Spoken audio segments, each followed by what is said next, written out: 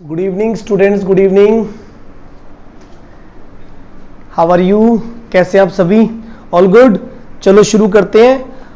आज हम इकोनॉमिक्स में पढ़ने जा रहे हैं first chapter, the very first chapter, development. ठीक है, ये चैप्टर बहुत ही एक तरह से नॉलेजफुल चैप्टर है।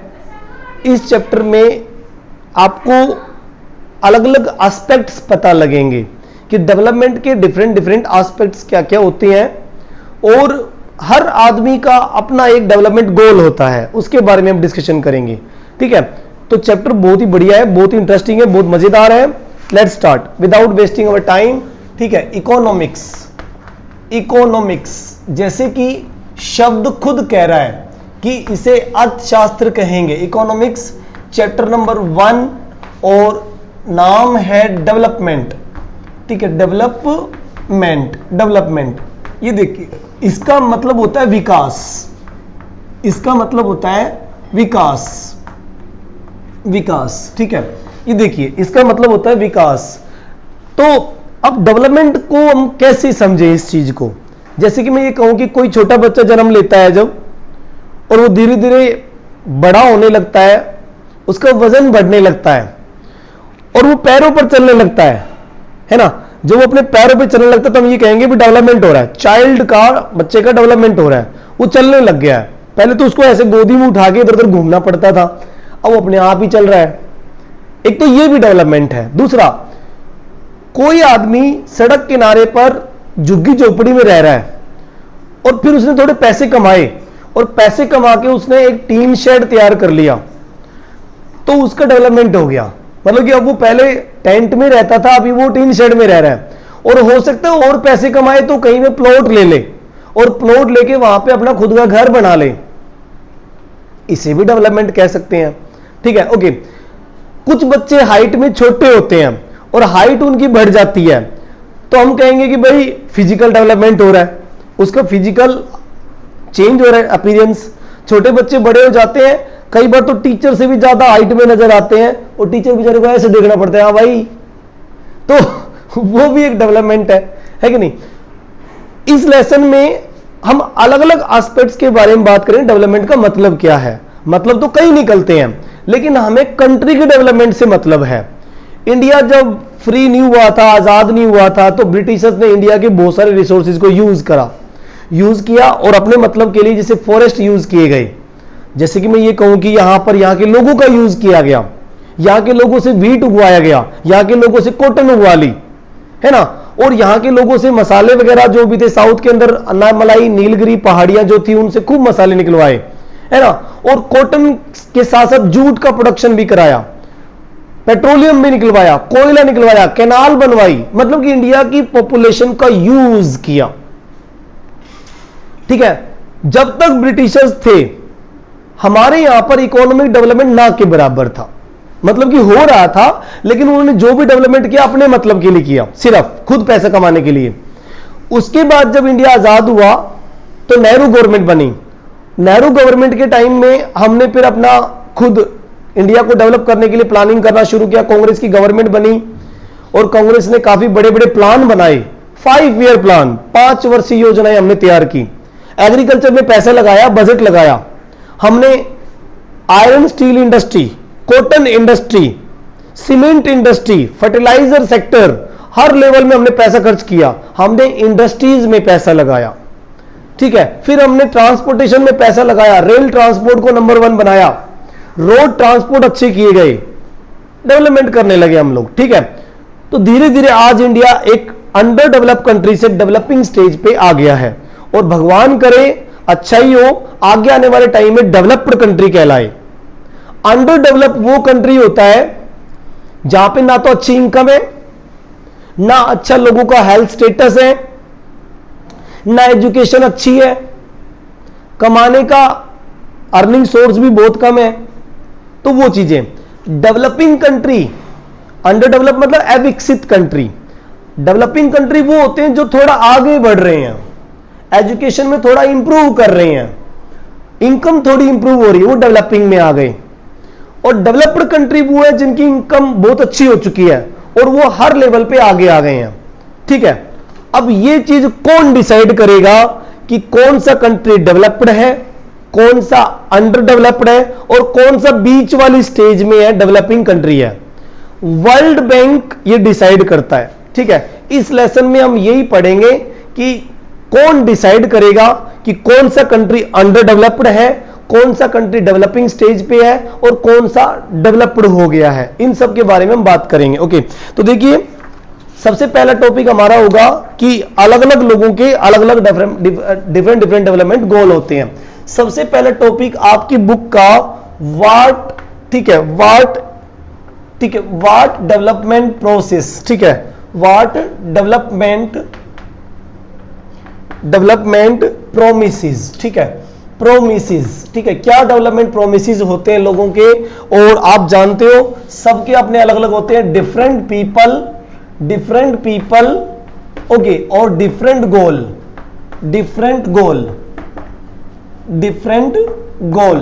ये देखो सबके अपने अपने गोल होते हैं, सबके अपने अपने डिफरेंट गोल होते हैं, सबके अपने अपने प्रोमिसेस होते हैं। कोई किस तरह से डेवलपमेंट चाहता है, कोई किसी तरह से डेवलपमेंट चाहता है, सबका अपना अपना तरीका होता है।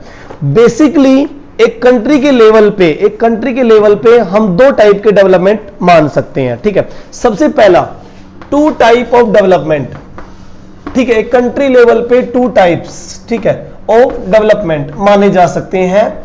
ठीक है, वैसे तो बहुत सारे होंगे लेकिन टाइप ऑफ डेवलपमेंट बहुत सारे होंगे। जैसे कि बेसिकली हम बात करें, सबसे पहले टाइप हो गया यहां पे नंबर 1, ठीक है, हम कहेंगे पॉलिटिकल डेवलपमेंट के बारे में। पॉलिटिकल डेवलपमेंट एक तो ये होता है पॉलिटिकल डेवलपमेंट, ओके, एक तो ये लेवल होता है, ओके, और दूसरा लेवल जो होता है नंबर 2, फिर आता है इकोनॉमिक डेवलपमेंट। ठीक है, फिर हम बात करते हैं इकोनॉमिक डेवलपमेंट। ये देखिए इकोनॉमिक डेवलपमेंट, ये दो टाइप के डेवलपमेंट किसी कंट्री के लिए इंपॉर्टेंट होते हैं। कोई कंट्री पॉलिटिकल डेवलपमेंट हुआ, उसके अंदर राजनीतिक विकास हुआ, कैसे पता चलेगा? मान लीजिए इंडिया 1947 में आजाद हुआ और 1947 में आजाद होने के बाद यहां पर सबको इक्वालिटी, फ्रीडम मिल गया, वुमेन्स को भी मिल गया, तो आप ये कहोगे कि यहां पर पॉलिटिकल डेवलपमेंट धीरे धीरे हो रहा है। जैसे इसमें क्या आइडिया आएगा मेनली पॉलिटिकल डेवलपमेंट में, देखोगे यहां पर इक्वालिटी की बात होगी, इक्वालिटी टू ऑल, एक तो ये होगा। दूसरा सिक्योरिटी टू ऑल, ठीक है, ओके। तीसरा नंबर फ्रीडम टू ऑल, सभी लोगों को फ्रीडम मिली कि नहीं मिली।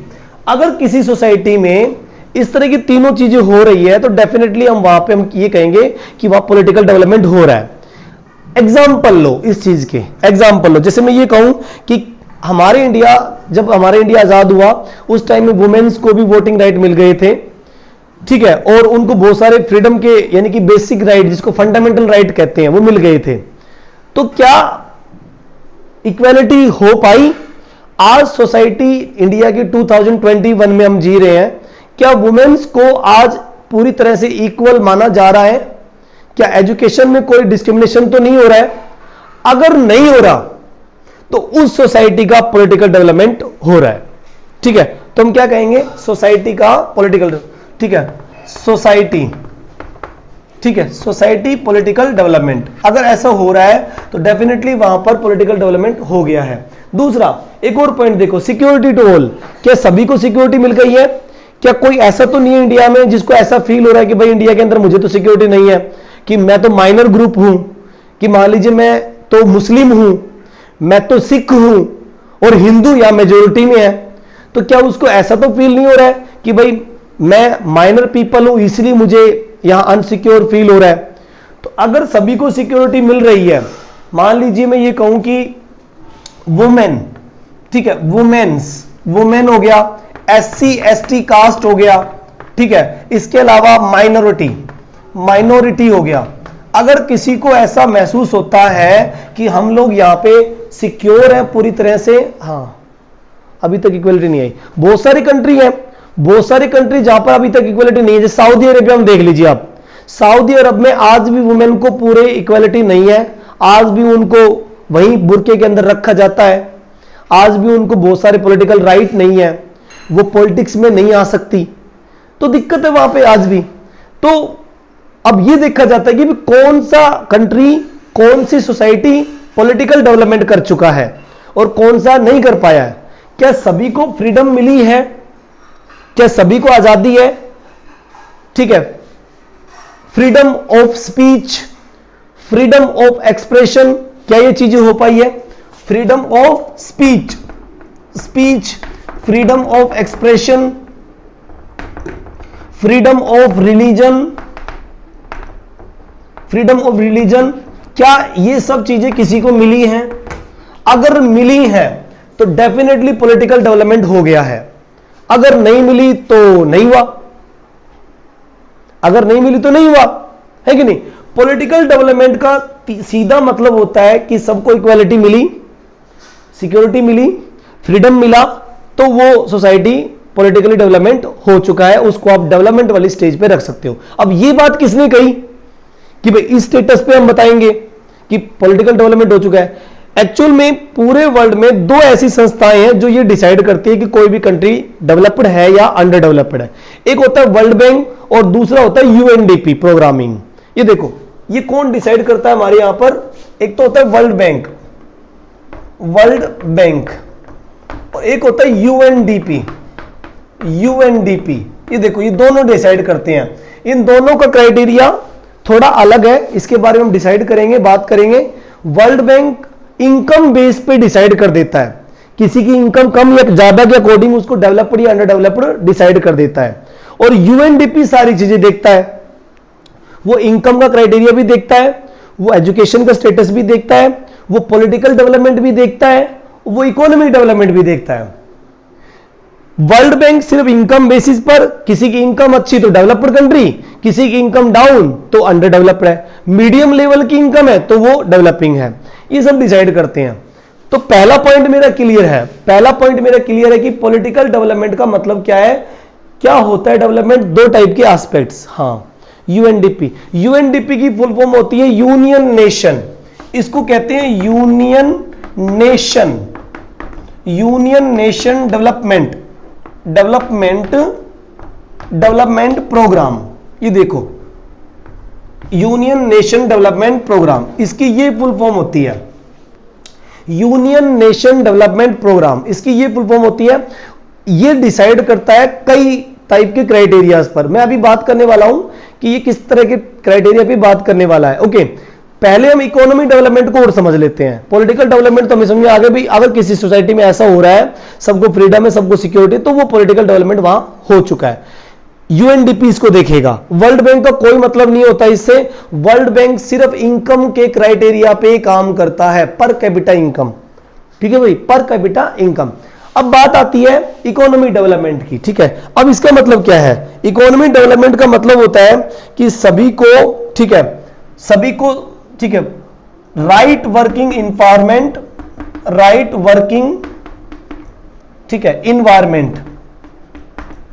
सभी को राइट वर्किंग इन्वायरमेंट मिल रहा है। ओके, जॉब सिक्योरिटी है।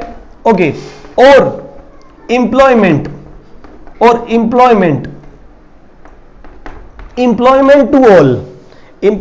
To all. अगर ये चीजें हो रही हैं भाई, सभी को एम्प्लॉयमेंट टू ऑल। ठीक है, इकोनॉमिक डेवलपमेंट का मतलब है कि कोई कंट्री जिसके अंदर सभी को वर्किंग एनवायरनमेंट मिल रहा है, चाहे किसी भी कास्ट से हो, चाहे किसी भी रिलीजन से हो। पहले इंडिया में थोड़ा अलग था, आपको पता है, हिंदू धर्म के लोग कभी भी छोटी जाति के लोगों को वेद पाठ नहीं पढ़ने देते थे, ब्राह्मणाई का काम नहीं करने देते थे। और अगर कोई ब्राह्मण जूते बनाने का काम कर ले तो उसे ब्राह्मण समाज से निष्कासित कर देते थे, भगा देते थे उसे। अगर कोई ब्राह्मण जूते बनाने का काम कर ले, क्योंकि वो छोटी जाति का काम है, शूद्र जाति का काम है, तो उसे अपने सोसाइटी से भगा देते थे। वो ब्राह्मणों का बता रहा हूं मैं।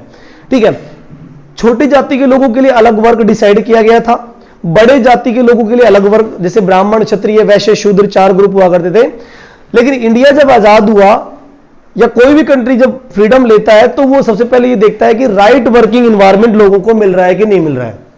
ये चीजें अगर हो रही है तो डेफिनेटली वहां इकोनॉमिक डेवलपमेंट हो रहा है। इसके अलावा जॉब सिक्योरिटी लोगों को मिली कि नहीं मिली, सभी को वर्क मिल रहा है, चाहे वो एग्रीकल्चर में हो, चाहे इंडस्ट्री में हो, चाहे ट्रांसपोर्टेशन या कम्युनिकेशन में हो, किसी लेवल पे हो, उनको जॉब सिक्योरिटी है कि नहीं है। तीसरा, एम्प्लॉयमेंट टू ऑल, क्या सभी को रोजगार मिल रहा है कि नहीं मिल रहा। अगर सबको मिल रहा है तो डेफिनेटली वहां इकोनॉमिक डेवलपमेंट हो रहा है। Plus production level, plus production level मतलब कंट्री की जीडीपी। इकोनॉमिक डेवलपमेंट का मतलब जीडीपी और जीएनपी से भी होता है। देखो अब देखिए इसमें जीडीपी और जीएनपी, देखो जीडीपी और जीएनपी से मतलब होता है किसी कंट्री का इकोनॉमिक डेवलपमेंट इस चीज पे डिसाइड होता है। जीडीपी का मतलब क्या है, ग्रॉस डोमेस्टिक प्रोडक्ट, ठीक है। ये देखिए जीडीपी का मतलब यहां पर क्या है, ग्रॉस डोमेस्टिक प्रोडक्ट। ये देखिए जीडीपी मतलब, जीडीपी मतलब है gross domestic product, gross domestic product, okay. और जीएनपी का मतलब, GNP gross national product, national product. ये देखिए जीडीपी और जीएनपी, ठीक है।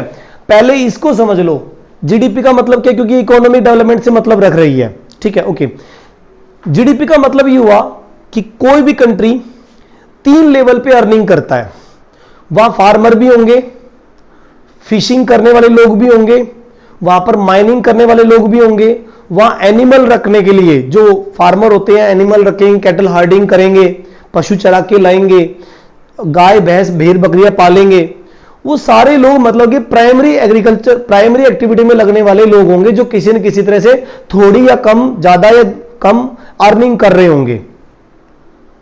फर्स्ट एक्टिविटी कैंडिडेट जो कि पहली एक्टिविटी कर रहे हैं, अर्निंग कर रहे हैं, कम ज्यादा तो बात की बात है कि कम कमा रहे हैं कि ज्यादा कमा रहे हैं, उनकी अर्निंग को कैलकुलेट कर लेते हैं कि भाई एग्रीकल्चर सेक्टर से या प्राइमरी सेक्टर से कितना अर्निंग आ रहा है, उसको कैलकुलेट कर लोगे। फिर उसके बाद सेकेंडरी एक्टिविटी करने वाले लोग भी हैं।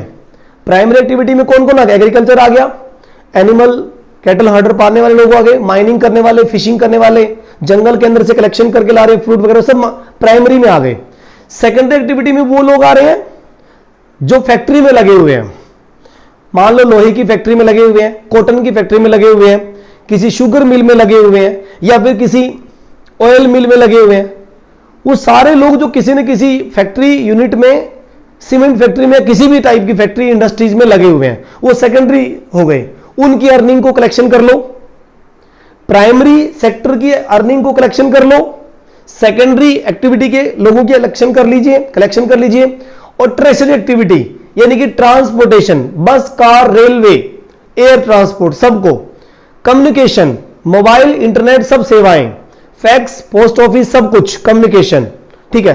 फिर उसके बाद हम बात करते हैं कि मान लीजिए इंश्योरेंस सेक्टर, उन सब की कमाई ले लीजिए, मतलब कि सर्विस सेक्टर, एजुकेशन डिपार्टमेंट भी ले लीजिए, एजुकेशन डिपार्टमेंट भी ले लीजिए, वो सारी जो कि सर्विस सेक्टर में लगे, थर्ड सेक्टर, मतलब कि कुल मिला के किसी कंट्री में 3 लेवल पे लोग काम करते हैं, प्राइमरी सेक्टर, सेकेंडरी सेक्टर और टर्शियरी सेक्टर। उससे जो टोटल इनकम होती है एक साल की टोटल इनकम, वो उस कंट्री की जीडीपी कहलाती है, जीडीपी कहलाती है। उस कंट्री की total income gross domestic product कहलाएगी, जीडीपी कहलाएगी। अब यह देखा जाता है कि किस कंट्री की जीडीपी बहुत अच्छी है। मेरे हिसाब से यूरोप के कंट्रीज की जीडीपी बहुत बढ़िया है। यूरोप की कंट्री अर्निंग एग्रीकल्चर में भी बढ़िया करते हैं, साइंटिफिक एग्रीकल्चर करते हैं, जीडीपी बहुत बढ़िया, इंडस्ट्रीज में बहुत बड़े लेवल पे लगे हुए हैं, जीडीपी बहुत बढ़िया। अमेरिका जैसे कंट्री भी जीडीपी का बहुत बड़ा लेवल है उनका, जीडीपी हर साल काउंट होती है भाई, जीडीपी हर कंट्री की हर साल काउंट होती है, अप एंड डाउन ग्रोथ चलता रहता है, ओके।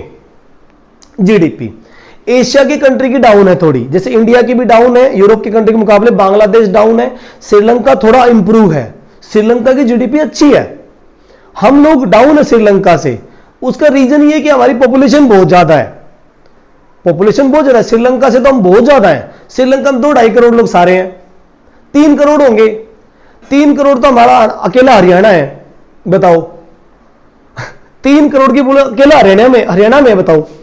तो श्रीलंका थोड़ी पॉपुलेशन की वजह से, और एक ऐसा पोर्ट एरिया है ये पूरा चारों तरफ से पोर्ट एरिया, तो दिक्कत नहीं है वहां पे, अर्निंग बहुत अच्छा है, ठीक है। अब बात आती है जीएनपी की, जीएनपी की बात आती है। अब इसका मतलब क्या है, ग्रोस नेशनल प्रोडक्ट, ठीक है। अब इसमें कुछ नहीं करना, थोड़ा सा इसमें ऐड करना है।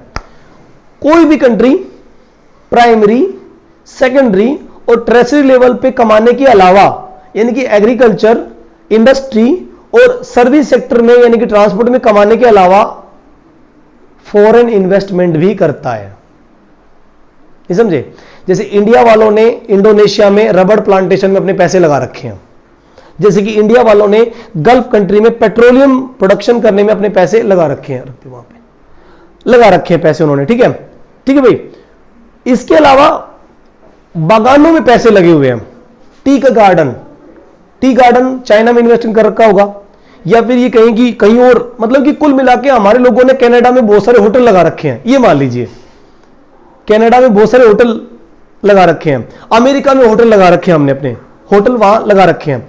तो भाई पैसा भी तो आता होगा, डॉलर में, यूरो में, दिनार में, पाउंड में, है ना, और रूबल में। डॉलर, यूरो, रूबल, दिनार, अलग अलग टाइप की करेंसी आपकी इंडिया में आती होगी, वो भी तो आपकी अर्निंग है। मान लो कोई पंजाबी कनाडा में होटल लगा के बैठा है, तो वो वहां से जो पैसा कमाएगा वो भी तो इंडिया में ही लेके आएगा। मान लिया कि वो कन्वर्ट होके आएगा, भाई पहले वहां से जो कमाया, मान लीजिए रूबल में या यूरो में कमाया, वो जब इंडिया में आएगा तो रुपीज में कन्वर्ट करेगा, तो वो भी तो हमारी इनकम है। जीएनपी, जीएनपी जिसमें कंट्री की टोटल इनकम ऐड हो जाए, विदेशी फॉरेन इनकम भी ऐड कर लोगे तो वो जीएनपी बन जाएगा। फॉरेन इनकम ऐड नहीं की तो जीडीपी, सिंपल सी बात है, जीडीपी इस तरह से। अब ये इनकम न केवल इन्वेस्टमेंट से आती है, बल्कि एक्सपोर्ट इंपोर्ट पे टैक्स लगाने से भी आती है। नहीं आती क्या? मान लीजिए मुंबई पोर्ट है, अहमदाबाद पोर्ट है, गोवा पोर्ट है, मार्मगोवा, न्यू मैंगलोर पोर्ट है, कोच्चि पोर्ट है, मद्रास का चेन्नई पोर्ट है, तुतीकोरिन पोर्ट है, विशाखापट्टनम पोर्ट है, पारादीप पोर्ट है, हुगली पोर्ट है, कलकत्ता पोर्ट है। कितने टाइप के 12-13 पोर्ट हमारे इंडिया में है।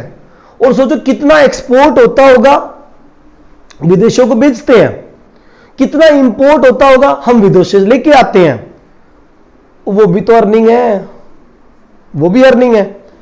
जीएनपी, उसे हम जीएनपी कहेंगे। तो ये तो बात क्लियर हो गई। तो इकोनॉमिक डेवलपमेंट जीएनपी और जीडी से भी रिलेटेड होता है। किसी कंट्री की जीएनपी कितनी अच्छी है और जीडीपी कितनी अच्छी है वो डिसाइड करेगा, क्योंकि इससे लोगों की अर्निंग सोर्स का पता लगेगा, लोगों की अर्निंग कैपेसिटी का पता लगेगा, पर कैपिटा इनकम का पता चलेगा। अब ये क्या है पर कैपिटा इनकम? एक आदमी की एवरेज मंथली इनकम, एक आदमी की average monthly income, per capita income जो कमा रहे हैं, ठीक है, वो पर कैपिटा इनकम का पता चलेगा। मतलब कि per capita income, per capita income इसका पता लगेगा, ठीक है। World bank per capita income पे ही ध्यान देता है, उसी एवरेज के अकॉर्डिंग वो चलता है, ठीक है बेटा। तो यहां तक ये बात क्लियर होगी सभी को। अब आगे बढ़ते हैं, ठीक है।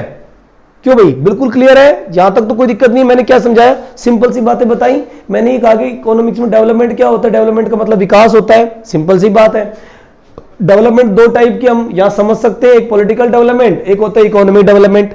पॉलिटिकल डेवलपमेंट में ये कह रहा है कि अगर किसी सोसाइटी में इक्वालिटी सभी को मिल रही है, सिक्योरिटी सभी की है, फ्रीडम सभी की है, freedom of speech, expression, religion सब कुछ है, तो वो पॉलिटिकल डेवलपमेंट उस कंट्री का। इकोनॉमिक डेवलपमेंट में वो right, working environment, job security और ये एम्प्लॉयमेंट टू ऑल कह रहा है, और जीडीपी जीएनपी की बात कर रहा है। अगर सही है तो बहुत बढ़िया, इकोनॉमी डेवलपमेंट है उसका, नहीं तो नहीं, नहीं तो नहीं है। ठीक है, ओके। डेवलपमेंट डिसाइड करने के लिए दो संस्थाएं हैं पूरे वर्ल्ड में, एक है वर्ल्ड बैंक जो किस पे ध्यान देता है, पर कैपिटा इनकम पे। किसी की पर कैपिटा इनकम बढ़िया होगी तो उसको डेवलप्ड कह देगा, किसी की डाउन होगी अंडर डेवलप कह देगा, किसी की मीडियम मीडियम होगी तो डेवलपिंग कह देगा उसे। लेकिन यूएनडीपी तो सारी चीजें देखता है, यूनियन नेशन डेवलपमेंट प्रोग्राम, वो क्या क्या देखता है, एजुकेशन स्टेटस भी देखता है। यूएनडीपी ये कहता है कि मान लो बहुत अमीर आदमी है, बोलने की तमीज नहीं है, तो क्या वो डेवलप्ड है?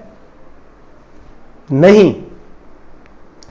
बहुत अमीर आदमी है, बहुत अमीर आदमी, बहुत अमीर आदमी है, लेकिन चल नहीं सकता अपने पैरों पे, खा नहीं सकता अपने हाथों से, तो क्या वो कंट्री या वो डेवलप्ड है?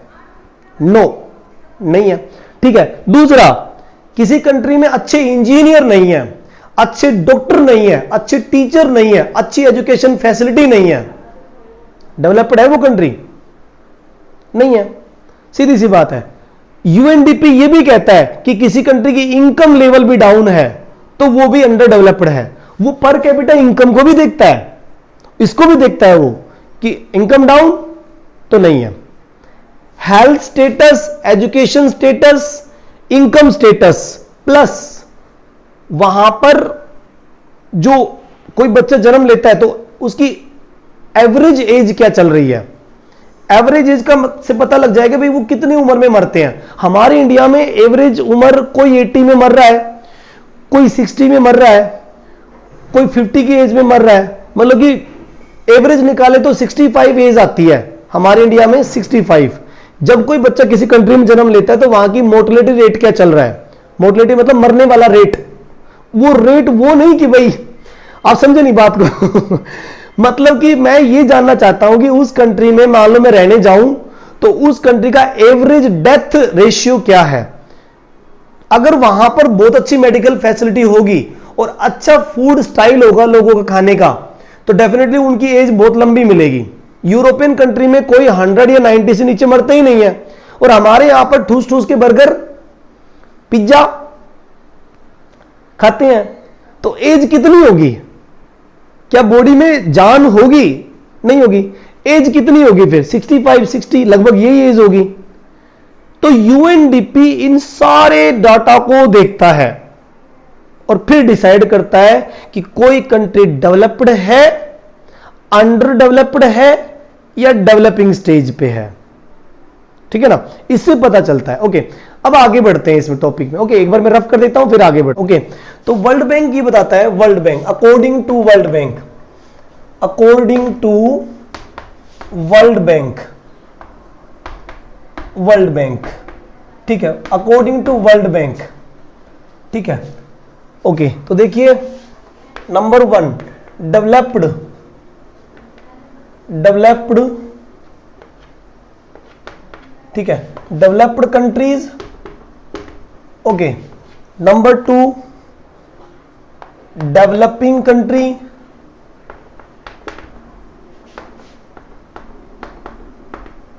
ठीक है, और नंबर 3 अंडर डेवलप्ड कंट्री।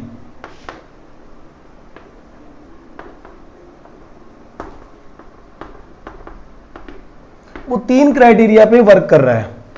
ठीक है, डेवलप्ड कंट्री विकसित देश, डेवलपिंग कंट्री विकासशील देश। इनका मतलब क्या देख लो, कंफ्यूज नहीं होना। विकसित देश, विकसित देश, ओके, ये है विकासशील, विकासशील देश। ओके, और फिर उसके बाद में अविकसित देश।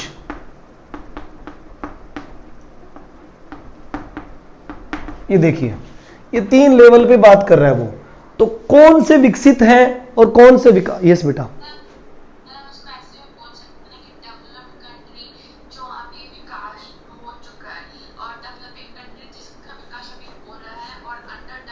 राइट, बिल्कुल सही है, बिल्कुल सही है। जिसका नहीं हुआ वो अंडर डेवलप में आ जाएगा। ओके, अब ये क्राइटेरिया बना रहा है, ये कह रहा है कि एवरेज इनकम बेस पे हम डिसाइड करेंगे। वर्ल्ड बैंक ये कहता है बेस्ड ऑन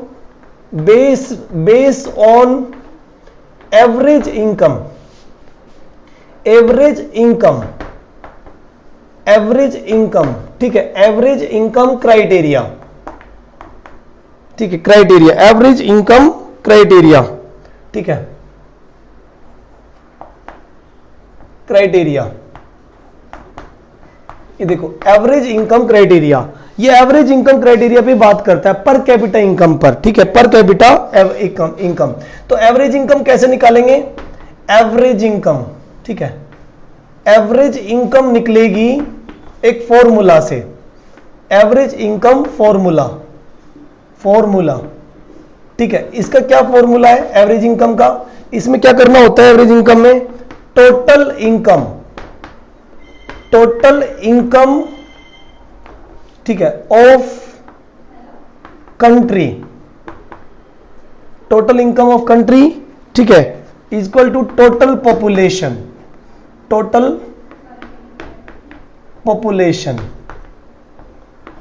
ठीक है। ये देखो, ओके, ये दो चीजों पे काम करता है। किसी भी कंट्री की टोटल पॉपुलेशन और टोटल इनकम का जो भी एवरेज आएगा वो आ जाएगा इसमें, ठीक है।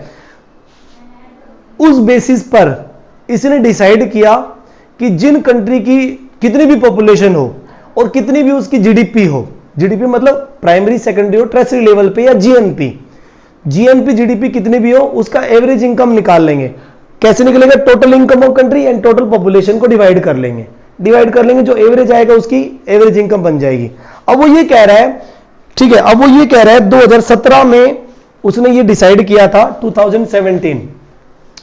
2017 के डाटा, 2017 के डाटा है। वो ये कह रहा है कि अगर किसी कंट्री की, ठीक है, अगर किसी कंट्री की यूएस डॉलर में, ठीक है, यूएस डॉलर 12,056, ठीक है, यूएस डॉलर 12,056 पर एनुअम, ये देखो पर एनुअम इनकम है, ठीक है। अगर किसी की इतनी इनकम पर एनुअम है, हर साल वो यूएस डॉलर 12,056 कमा लेता है या उससे भी ज्यादा कमा लेता है हर एक आदमी, तो उस कंट्री को हम डेवलप्ड कह सकते हैं, उसको हम डेवलप्ड कंट्री कह सकते हैं, क्योंकि वहां का इनकम क्राइटेरिया बहुत बढ़िया है। ये यूएनडीपी नहीं कह रहा, ये ध्यान रखना, यूएनडीपी अलग है, उसका तो क्राइटेरिया ही अलग है, एवरेज इनकम के साथ साथ और भी बात कहेगा वो। लेकिन वर्ल्ड बैंक ये कह रहा है, कौन सी रिपोर्ट के अकॉर्डिंग? 2017 की रिपोर्ट के अकॉर्डिंग ये बोल रहा है। ओके, फिर वो ये कह रहा है कि अंडर डेवलप्ड कंट्री है यूएस डॉलर, ठीक है, 955 पर एनुअम एंड लेस, या इससे भी कम कमा रहा है, ठीक है, एंड मोर, इससे ज्यादा कमा रहा है या इससे कम कमा रहा है। देखो, उसने एक और बताया कि उस कंट्री को अंडर डेवलप कहेंगे जो $955 पर एनुअम वहां के लोग नहीं कमाते, तो वो खत्म है वो कंट्री। एक साल का एवरेज 955 वो डिसाइड कर रहा है। ओके, अब देखिए बीच में, अब जो इनके बीच में रहेगा वो डेवलपिंग में आएगा, ठीक है। अब ये कह रहा है कि डेवलपिंग उसको कहेंगे जो है यूएस डॉलर, ठीक है, 955 से लेकर, ठीक है, और 12,056 पर एनुअम इनकम हो, उसको मीडियम पे डाल देंगे। बिल्कुल सिंपल सा है। आपको अपर लेवल याद रखना है और लोअर लेवल, और मीडियम तो इन दोनों के बीच में आएंगे। हां, yes, India is a developing country, क्योंकि हमारा इंडिया इन दोनों क्राइटेरिया के बीच में आता है। क्या जानना नहीं चाहोगे कि इंडिया की क्या है 2017 के अकॉर्डिंग? 2017 के अकॉर्डिंग इंडिया की क्या अकॉर्डिंग इंडिया इनकम, इंडिया की इनकम क्या है? इंडिया इनकम, और वो है, ठीक है, वो है यूएस डॉलर, ठीक है, 1820।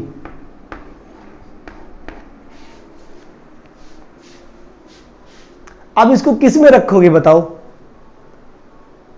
955 से तो ज्यादा है और 12,000 से बहुत कम है, तो मीडियम में चला जाएगा, डेवलपिंग में चला जाएगा। India is a developing country. अब रिजल्ट ये निकला कि इंडिया क्या है?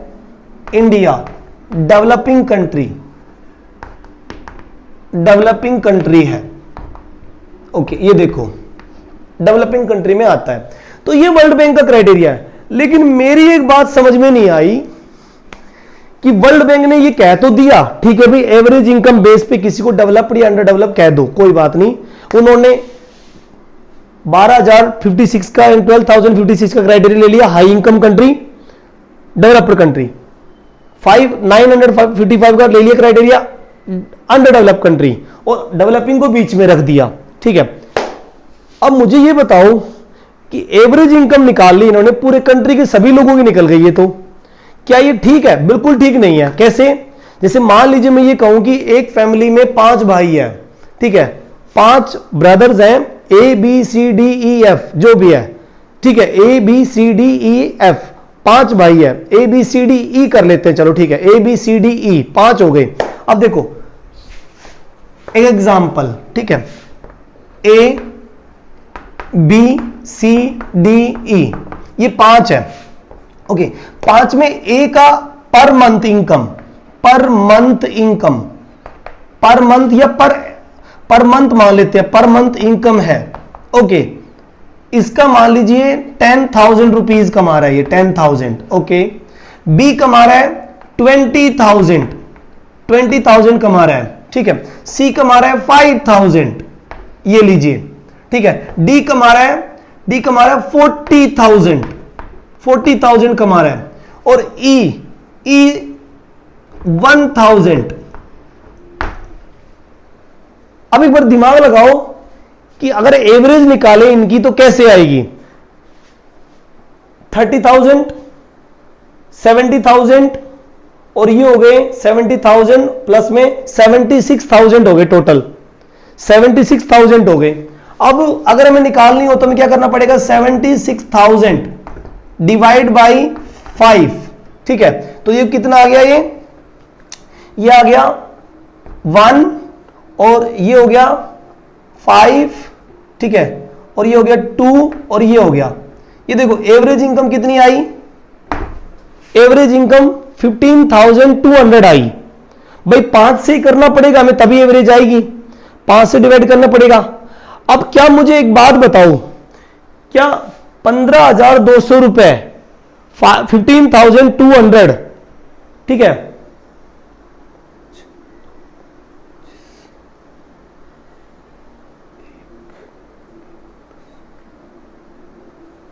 ओके। तो क्या मुझे ये बताओ कि 15,200 का एवरेज आया है, 15,200 का एवरेज आया है, क्या ई इतने पैसे कमा रहा है? नहीं कमा रहा। अब एवरेज इनकम का फॉर्मूला यहां फेल हो गया, मैं तो सही नहीं मानता इस फॉर्मूला को, यहां फेल हो गया ये, ओके। डी 40,000 कमा रहा था, लेकिन यहां तो डी को भी 15,200 पे रख दिया, फिर गलत हो गया, फॉर्मूला, ओके। सी 5,000 कमा रहा था, लेकिन सी को भी हमने क्या डिसाइड कर दिया? ये फॉर्मूला फिर गलत हो गया, है नहीं। और बी 20,000 कमा रहा था, उसका भी फॉर्मूला गलत। ए 10,000 कमा रहा था, उसको भी 15,000। मतलब कि वर्ल्ड बैंक का एवरेज इनकम फॉर्मूला के बेसिस पर किसी कंट्री को डेवलप्ड या अंडर डेवलप कह देना गलत है, इसी चीज को यूएनडीपी वाले गलत मानते हैं। वो ये मानते हैं कि अगर एवरेज इनकम पे किसी कंट्री को आप ये बोल देते हो तो वो गलत है, दूसरे क्राइटेरिया भी यूज किए जाने चाहिए, तभी आपको एक्चुअल में उस कंट्री की डेवलपमेंट का पता चलेगा और तभी आप वो है कि सही पॉलिसी बना पाओगे। बिल्कुल सही बात है कि एवरेज इनकम फॉर्मूला अगर जब तक नहीं पता होगा तब तक आप कैसे, भाई सीधी सी बात है, आपको असलियत का पता ही नहीं चल पा रहा। यही दिक्कत है इंडिया में, इंडिया में यही प्रॉब्लम है कि जो हायर इनकम वाले हैं और जो लोअर इनकम जो कुछ नहीं कमा रहे हैं उनकी एवरेज इनकम बेस पे गवर्नमेंट प्लान बना लेती है और उस बेसिस पर हम चलते रहते डेवलपिंग स्टेज में पड़े रहते हैं, डेवलप्ड स्टेज पे नहीं पहुंच पाते। प्लान बनते हैं, मैं नहीं मानता कि गवर्नमेंट प्लान नहीं बना रही है, बहुत सारे प्लान बनाए, लेकिन वर्क कहां हुआ, वर्क हुआ नहीं। इंडिया फिर डाउन का डाउन, वहीं की वहीं, ये चीजें देखनी पड़ती है। ओके, यूएनडीपी फॉर्मूला के अकॉर्डिंग इसीलिए आज हमारी गवर्नमेंट हेल्थ स्टेटस पे ध्यान दे रही है, एजुकेशन स्टेटस पे पूरा ध्यान दिया जा रहा है, ताकि इंडिया की यूथ जो है, इंडिया के जो लोग हैं वो काफी अच्छे बने और मेंटली स्ट्रांग हो, हेल्दी हो, तभी जाके किसी कंट्री का भला हो सकता है। तभी वहां पर आप देखोगे कि कोई जो है बड़े लेवल पे हम बड़ी लड़ाई लड़ सकते हैं, सीधी सी बात है। ठीक है, तो ये चीज देखी जाती है। तो यहां तक क्लियर है सभी को, एवरेज इनकम का पता लग गया, हमें कोई दिक्कत ही नहीं है। ओके बेटा, अब देखिए, अब बात आती है दूसरी चीजें, यूएनडीपी क्राइटेरिया। ओके, अब हम यूएनडीपी क्राइटेरिया को देख के चलते हैं कि ये किस किस चीजों पे ध्यान देते हैं, ताकि हमें ये पता लगे कि वास्तव में यूएनडीपी सही है फॉर्मूला या वर्ल्ड बैंक का एवरेज इनकम फॉर्मूला सही है, क्या सही है क्या गलत है। ओके, यूएनडीपी, ठीक है, UNDP formula. Okay, union nation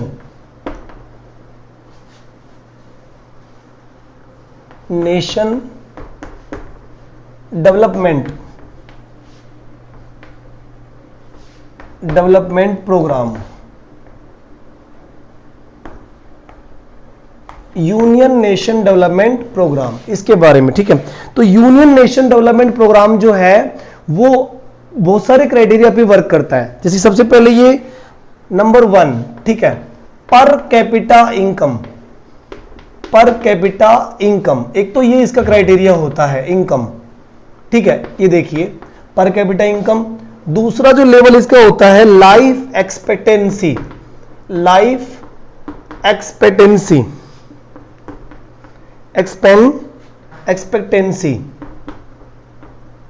expectancy, ठीक है, इस पे ये वर्क करता है।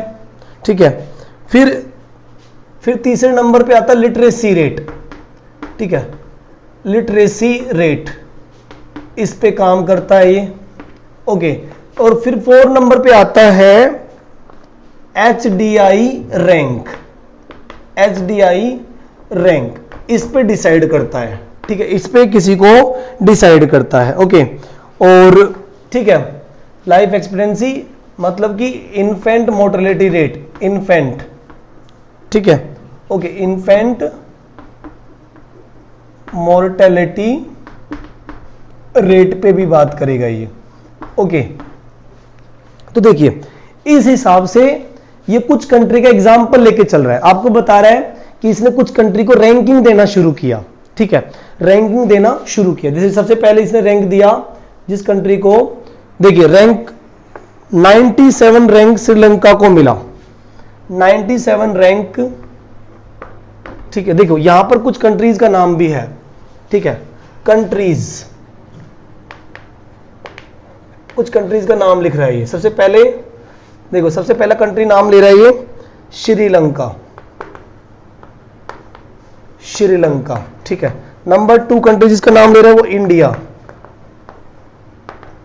इंडिया। 3rd नंबर पे जिस कंट्री का नाम ले रहा है पाकिस्तान, पाकिस्तान। 4 कंट्री पे जिसका नाम ले रहा है बांग्लादेश, बांग्लादेश। ठीक है, फिर 5 नंबर पे जिसका नाम ले रहा है म्यांमार, म्यांमार। ठीक है, म्यांमार, ठीक है, म्यांमार। ओके, और 6 नंबर पे जिस कंट्री का नाम ले रहा है वो हो गया नेपाल। ये कुछ कंट्री का क्राइटेरिया यहां लेके चल रहा है आपके सामने, ठीक है। कुछ कंट्री के बारे में बात करता हुआ चल रहा है कि किसकी क्या पर कैपिटा इनकम है यूएनडीपी के अकॉर्डिंग, और क्या उसका लाइफ एक्सपेक्टेंसी है, या वहां की जो है जो चाइल्ड मोर्टेलिटी रेट है वो कितना है, कैसे है, वो सब डिसाइड कर रहा है। ओके, और उसी के हिसाब से रैंक देगा। इसने श्रीलंका को रैंक दी एवरेज निकालकर 97, श्रीलंका के लिए रैंक बनाई उसने 97, ये देखिए 97, ठीक है, किसके लिए, श्रीलंका के लिए, श्रीलंका। ओके, उसके बाद इसने रैंक दिया इंडिया, ठीक है, इंडिया के लिए रैंक दिया, इंडिया के लिए 134 रैंक। ओके, फिर उसने रैंक दिया, ठीक है, पाकिस्तान के लिए, पाकिस्तान के लिए उसने 145 का रैंक दिया। ओके, और फिर बांग्लादेश, पाकिस्तान के बाद बांग्लादेश को रैंक दिया उसने 146। उसके बाद बांग्लादेश के बाद म्यांमार को रैंक दिया, म्यांमार को रैंक दिया उसने, ठीक है, 149, ठीक है, म्यांमार को 3rd नंबर पे रैंक दिया उसने, ठीक है। यहां हम म्यांमार को 3rd नंबर पे रखेंगे, ठीक है। ओके, ये देखिए यहां पर हम म्यांमार रखेंगे, म्यांमार। ओके, और यहां पर फिर पाकिस्तान,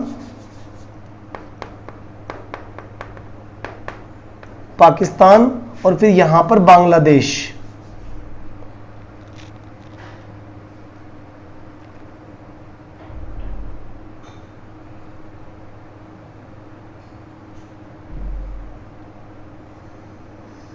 एक मिनट रुकिए आप लोग, 1 मिनट रुकिए बेटा, 1 मिनट रुकिए, दोबारा से रैंकिंग करते हैं,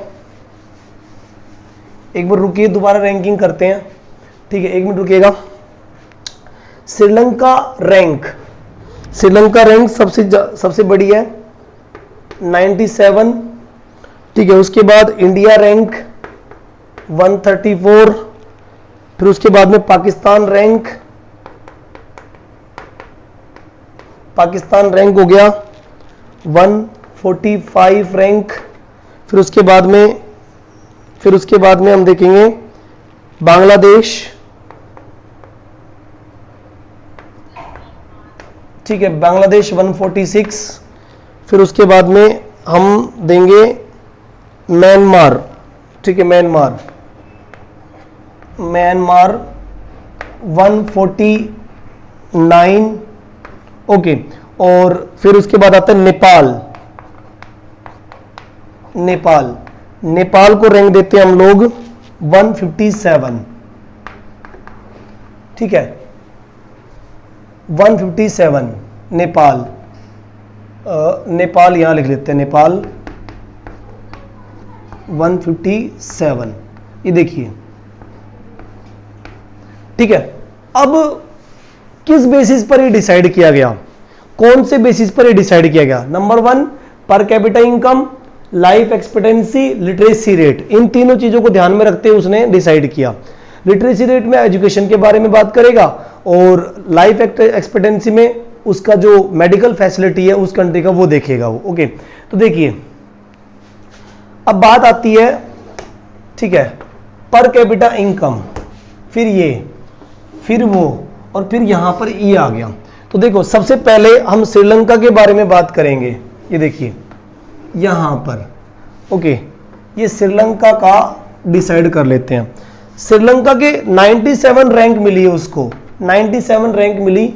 इसका मतलब ये हुआ कि श्रीलंका में पर कैपिटा इनकम 4943, ठीक है, यूएस डॉलर 2005 के अकॉर्डिंग, ठीक है, यूएस डॉलर, ठीक है।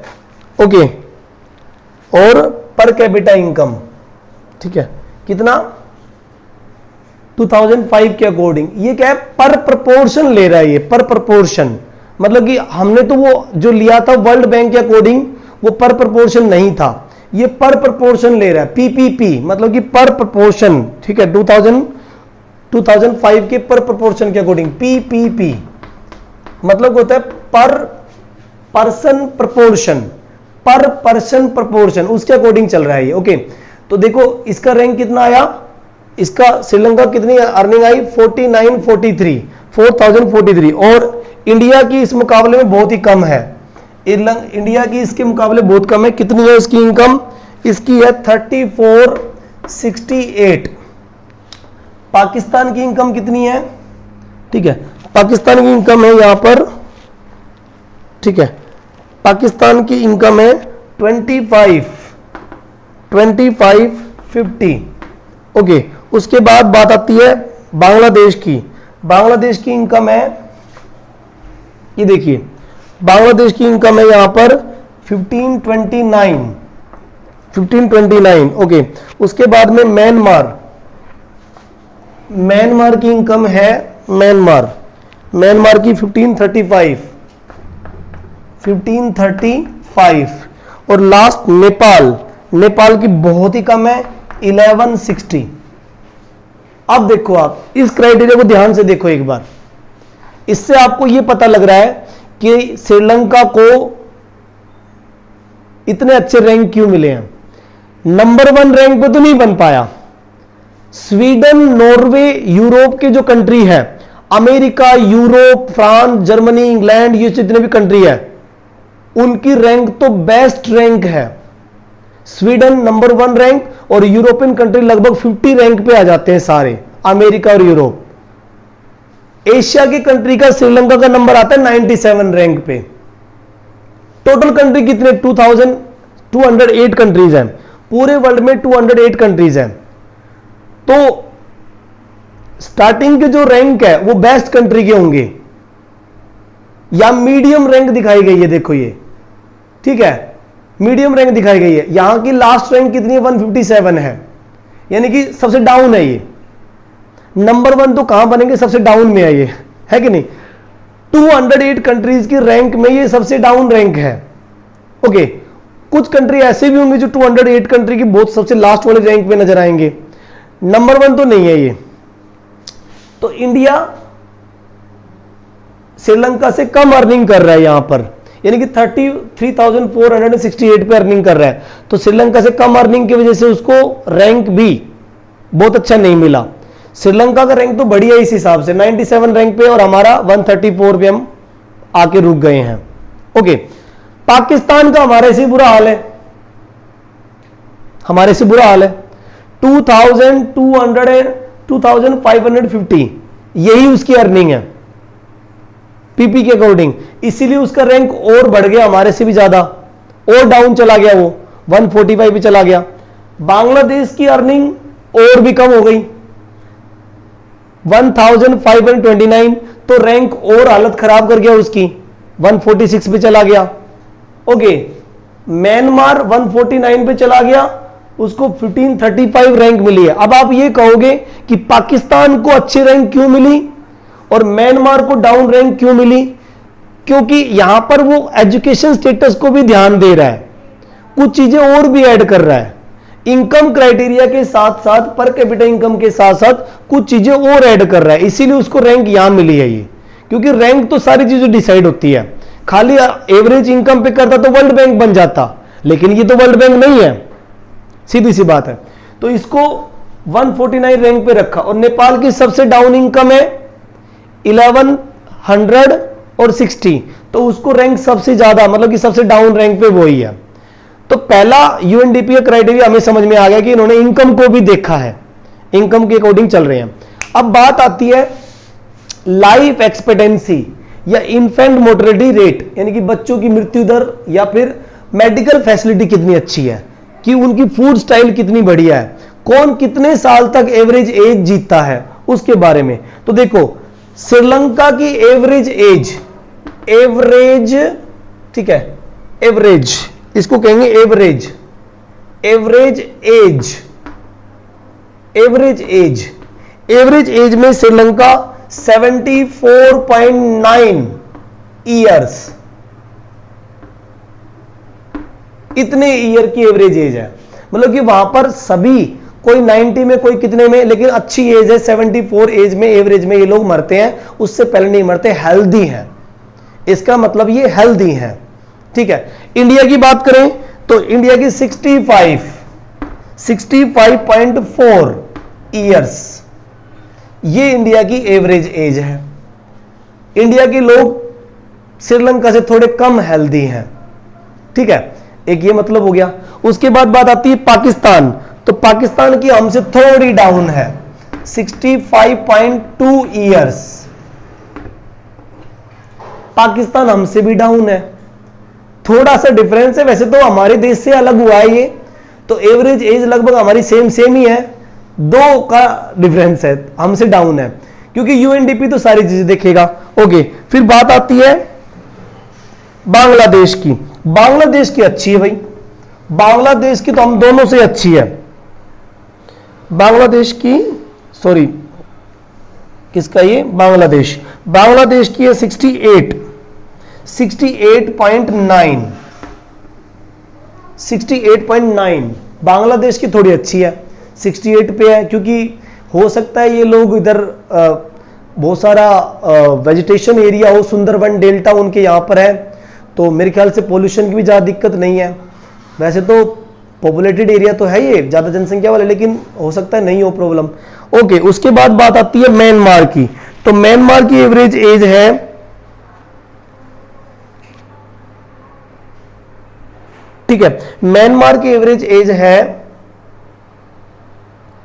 65.2, बिल्कुल सेम पाकिस्तान जैसे ही है, 65.2 ईयर्स, उसकी 65.2 ईयर्स है, तो वो भी हमारी सेम एज जैसा ही है। और लास्ट रहेगा नेपाल। नेपाल की 68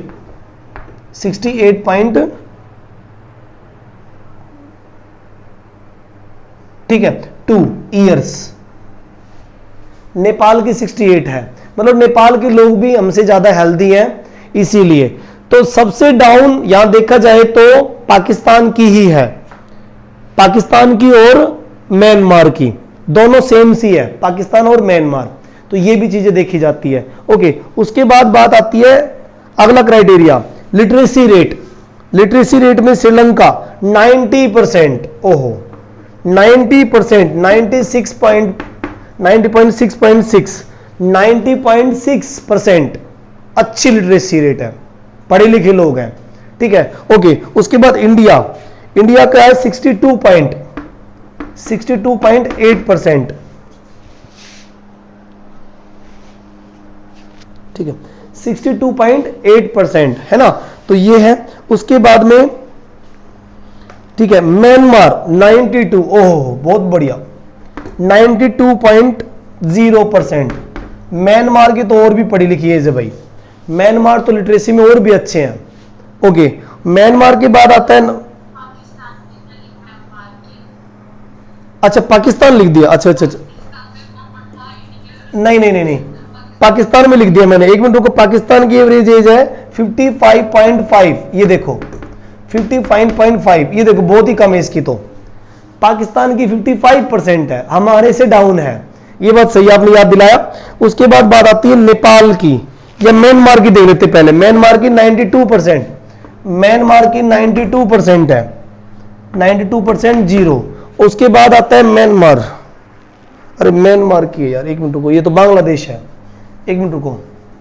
म्यांमार की 92.0%, ओके। और ये वाला जो है, ये वाला है बांग्लादेश, तो बांग्लादेश की 55.9।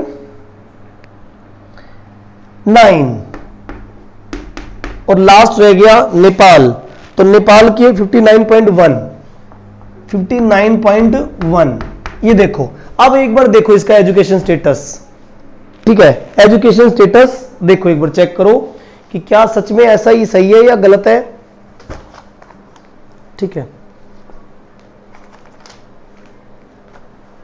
ओके, तो देखिए ये जो क्राइटेरिया, ये यूएनडीपी का क्राइटेरिया है। ओके, तो इसमें सारी एवरेज इनकम के बेसिस पर उसने बता दिया कि भाई पर कैपिटा इनकम के अकॉर्डिंग डिसाइड कर दिया, रैंक डिसाइड हो गई, लाइफ एक्सपेक्टेंसी के अकॉर्डिंग डिसाइड कर दिया, लिटरेसी रेट के अकॉर्डिंग डिसाइड कर दिया और उससे रैंकिंग उनकी दे दी। ठीक है, तो ये होता है हमारा जो है सबसे इंपॉर्टेंट ह्यूमन डेवलपमेंट रैंक।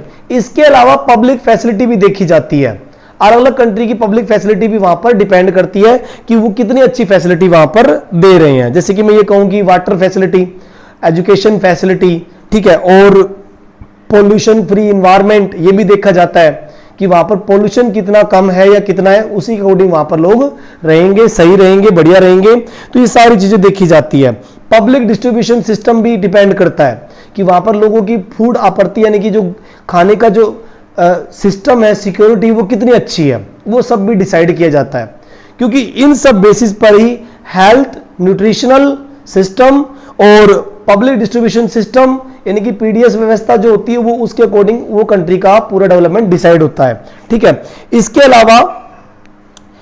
अलावा जो ह्यूमन डेवलपमेंट रैंक बनाई जाती है वो 177 कंट्री पे डिसाइड हुई है।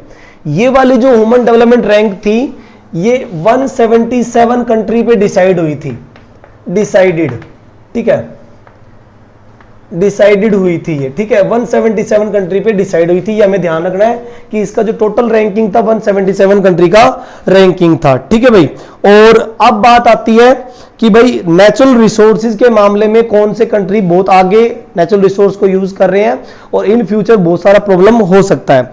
तो देखो मिडिल ईस्ट कंट्रीज जो हैं हमारे इंडिया या आसपास, इंडिया के आसपास जो भी है, मिडिल ईस्ट का मतलब है जैसे कि मैं ये कहूं कि मिडिल ईस्ट में जो भी पड़ रहा है, मान लीजिए पश्चिमी देशों के जो भी देश हैं वहां पर 808 मिलियन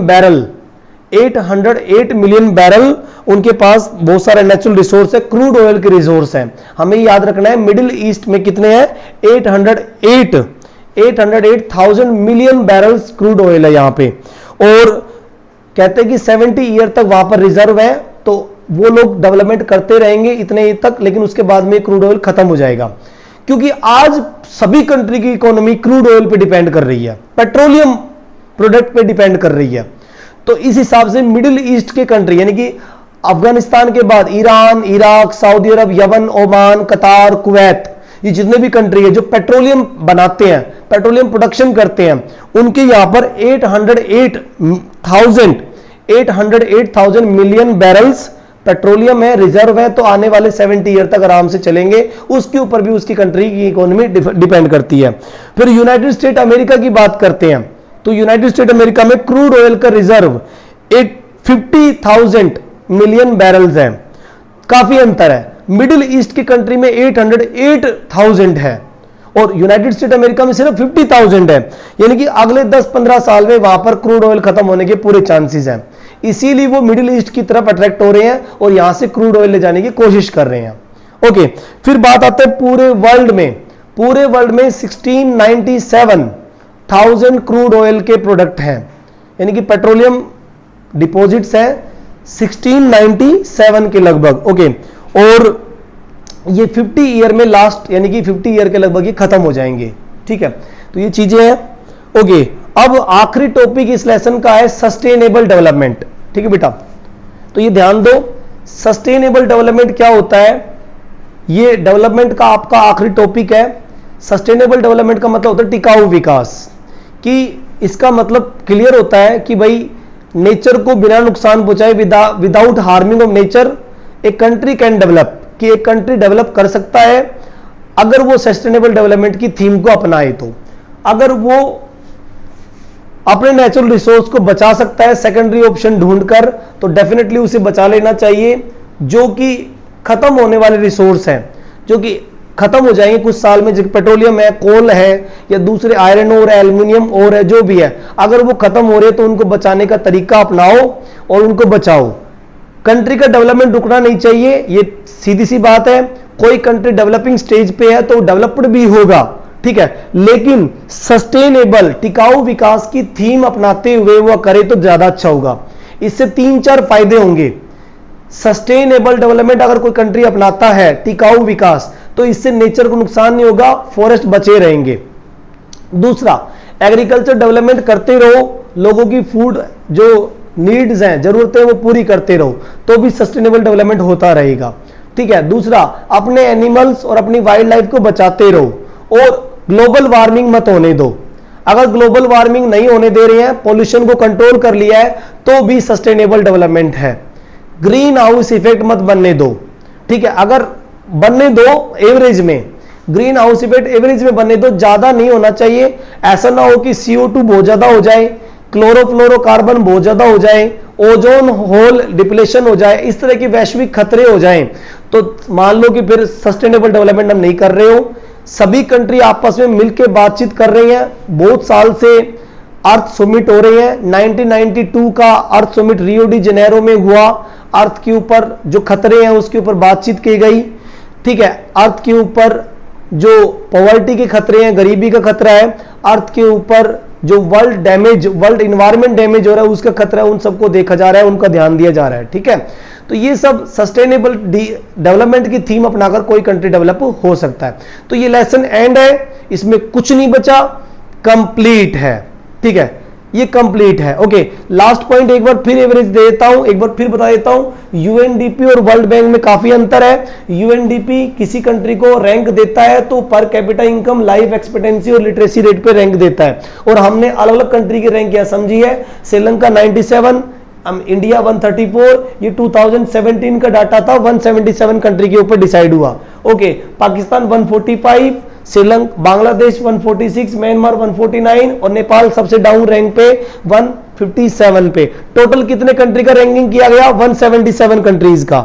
ओके, उसके बाद एजुकेशन स्टेटस में सबसे बढ़िया है श्रीलंका, उसके बाद आप देखोगे इंडिया, फिर उसके बाद में आप देखोगे पाकिस्तान, बांग्लादेश, और फिर उसके बाद म्यांमार, और लास्ट में नेपाल। तो इस तरह से इनका एजुकेशन स्टेटस है। और ये रही एवरेज एज, सबसे बढ़िया एवरेज एज श्रीलंका वालों की है, 74 ईयर का एवरेज है। 65 इंडिया, 65 पाकिस्तान, 68 जो है वो बांग्लादेश, 65 फिर से म्यांमार, और नेपाल की भी काफी अच्छी है, 68 है। तो मेरे हिसाब से इस लेसन में कुछ नहीं बचा, बहुत आसान चैप्टर था। थैंक यू, आज के लिए इतना ही, बाय।